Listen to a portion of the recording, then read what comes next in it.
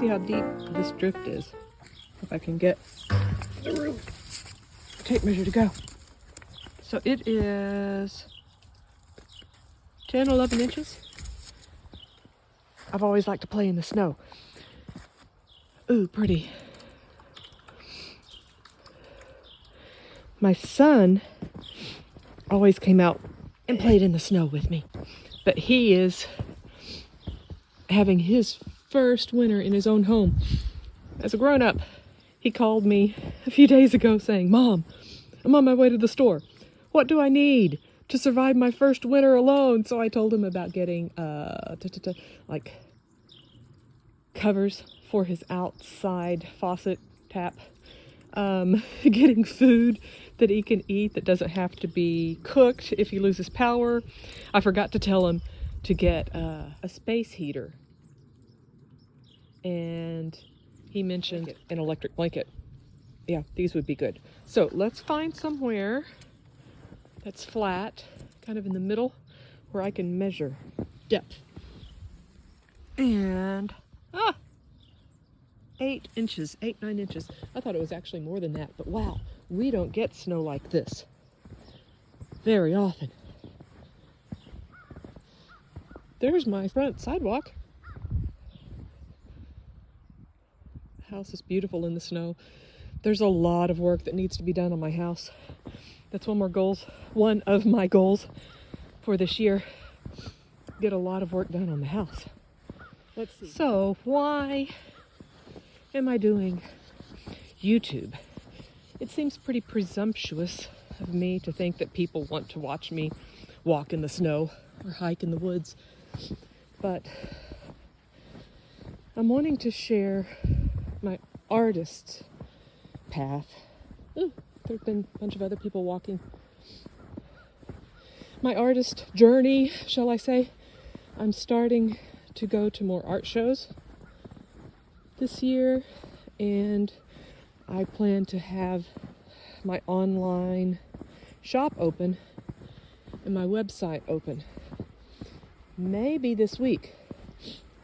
And the videos are a way to share projects, and it's encouragement for me.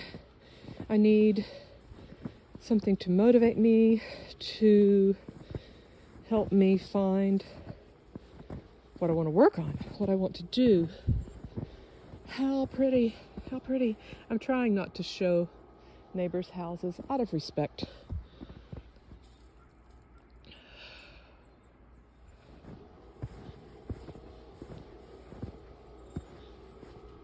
So I'm trying to watch the viewfinder and think. It's hard to think. I'm coming up here to this fire hydrant. Oh, it's not as bright red as it used to be. I remember years ago look how deep. I took a picture with this fire hydrant in the snow. I thought it was so pretty. I'm filming vertical instead of horizontal. There's the fire hydrant in the snow.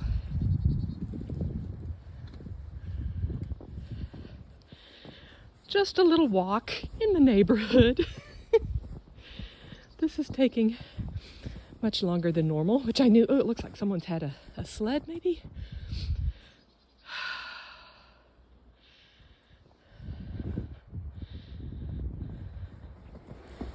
I do have my work in a gallery of local artists in downtown Hot Springs, and it's always more interesting if you're buying original art to know a little bit about the artist. I know if we spend time in the gallery, then the work sells better. And if I'm shopping, looking at art, crafts, fine craft is what I do. I do pottery. I like to know a little bit about the artist, so that's another reason I'm doing the YouTube channel. So I can show a little bit about me, share links to my online shop, and show the process of making some of these projects. So in my first video, that was a hike when we did not have snow, I had talked about, I'm not going to be able to walk and talk. I had talked about the pendant I was wearing, which was what I call a dot pendant. I thought I had recorded it, but apparently I didn't push record. So the pendant I was wearing was inspired by a visit I made to Hopscotch San Antonio. It's an interactive art experience, and there were all of these hanging balls of light. It's the best I can describe them. I'll share a video, share some pictures. And it just was mesmerizing to stand and watch all of these lights change around me. It seemed meditative, and I needed that at the time. And I left that experience feeling a little lighter.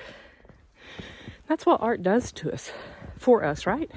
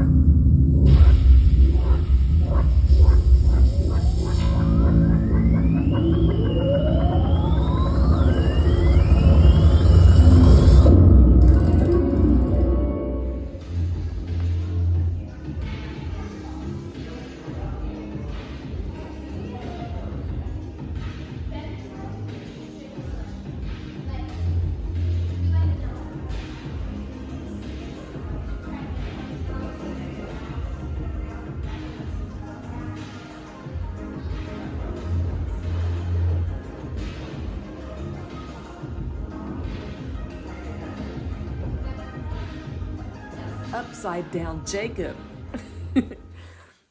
I was so happy that my son wanted to travel to San Antonio with me. At this time, I was feeling emotionally upside down. It was 3 weeks after my mom passed, and my trio had already been accepted to perform at the National Flute Association convention. I didn't realize how much this time would help. Time with friends and with my son. Time to breathe, relax, experience art, and to put my mind in making music. So then I thought about making some art pieces using this dot motif. It's a pattern. I think patterns are meditative. And I've been working in porcelain for some time, and porcelain is really great for jewelry because it's so smooth. I made some pendants, and in this first set of pendants I made, the dot pendants were one of the series. So some of them have one dot, some of them have multiple dots. The first step to the porcelain pendants is rolling out some thin slabs of porcelain. These are like you're rolling out cookies. I used a rolling pin and then either cut them by hand or used some little shaped cutters and modified them. Then I took colored clay. And I colored the clay, starting with the white porcelain, and I used mason stains. And this had more of the blue and then less and less. So I used different colors of porcelain and made some little balls. I tried different methods of getting the dots or the circles, the balls on the pendants, but this was the easiest way. I have a tool that I thought I could just like scoop up a little ball of clay, which would be a half a ball of clay, and attach it, but it just wouldn't work. You're dealing with a lot of variables with these pendants.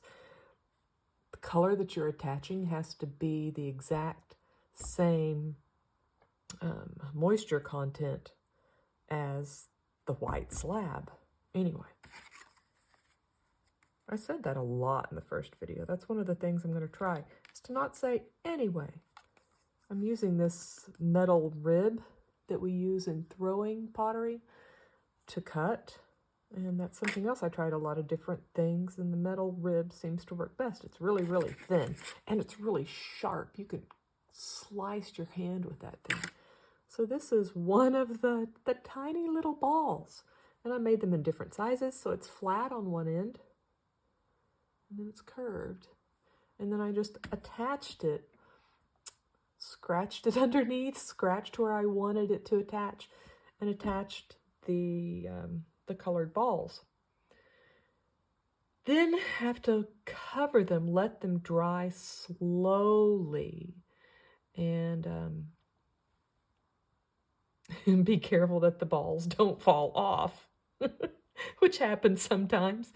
These are a little complicated to make, and a lot of different steps where there is a potential for failure. Sometimes they cracked, they bent as they were firing, but this was my first set, and I learned a lot along the way. So I'll make some more.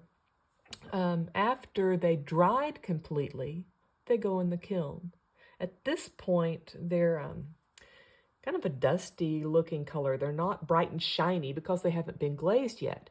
And in this first firing, that is the bisque firing, the pieces can touch, so they're just all thrown in there. After they're fired, now they're hard and can be handled, and they don't break as easily. They have to be glazed, and here they are. They look like little ships. Each toothpick holds the piece so I can dip it in the liquid glaze.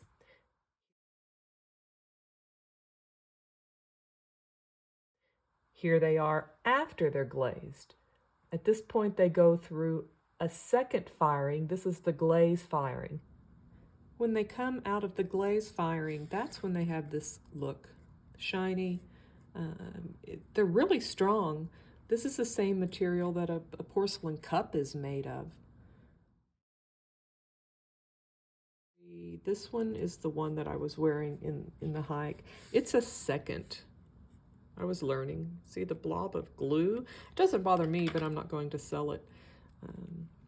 This one is going in the online shop. So after they come out of the kiln, I use epoxy resin to put the bail on and put it on a cord or a chain. I think these have a wonderful tactile feel to them. It's kind of calming. It's very simple. And those are the dot pendants. I'll put a link below the video to my online store, where I'll have a few of these, and some other pendants and some pottery. I hope you enjoyed. Thank you. Pottery bloopers. So this piece with the 2 dots broke because it was attached to its friend. The way I fired them, some of them slumped and kind of attached to other things. I don't know if you can see. That one's rough on the edge. There's the little hole that I made to hold the toothpick. I couldn't glaze the entire piece because when the glaze melts, it's a glass. It will stick to whatever it's touching. So where that hole is, there's no glaze.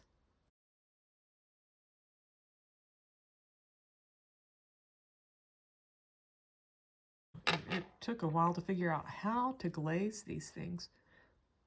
This one, I like that dark blue, but what's the problem here? Ah, it must have been touching something there. So let's see, this one took entirely too long. It's kind of silly, but it also is broken on the bottom. Broken, or it was leaning against something. There's another one. Oops. Has a rough edge. Pottery bloopers. I'm just so in awe of everything. What if you get lost and you're taking this on video? If you get lost, it's going to be on video.